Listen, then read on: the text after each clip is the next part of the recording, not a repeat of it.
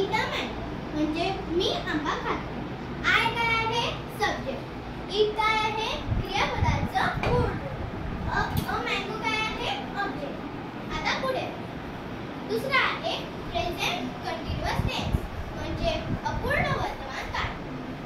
आता त्याचा formula subject plus एमिझर plus be plus ING plus object. आता आपण त्याचं उदाहरण पाहूया. I am eating a mango म्हणजे मी आंबा खात आहे. I काय आहे सब्जेक्ट. am काय आहे to be या सहाय्यकारी क्रियापदाचे वर्तमानकारी रूप. eating काय आहे क्रियापदाचं ing युक्त रूप. a mango काय आहे ऑब्जेक्ट. आता पुढे तिसरं प्रेझेंट परफेक्ट टेन्स म्हणजे पूर्ण वर्तमान काळ. आता त्याचा formula subject plus have has plus E3 plus object. आता आपण त्याचं एक्झाम्पल करू. I have eaten a mango म्हणजे मी आंबा खाल्ला आहे.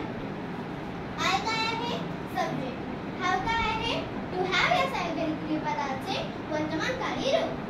eaten काय आहे क्रियापदाचे तिसरे रूप आणि a mango काय आहे ऑब्जेक्ट. आता चौथं प्रेझेंट परफेक्ट कंटिन्युअस टेन्स म्हणजे पूर्ण अपूर्ण वर्तमान काळ. आता याचे दोन फॉर्म्युले पडतात. एक subject plus have has plus be plus ING plus object. आता आपण याचं उदाहरण पाहूया. I have been eating a mango म्हणजे मी बऱ्याच वेळापासून आंबा खात आहे. I काय आहे सब्जेक्ट. have काय आहे to have या सहाय्यकारी क्रियापदाचे वर्तमानकारी रूप. been काय आहे बी या सहाय्यकारी क्रियापदाचे भूतकाळी रूप.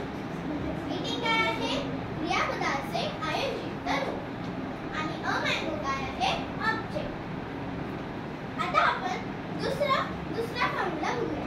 Subject plus have has plus be plus ING plus since किंवा फॉर प्लस टाइम.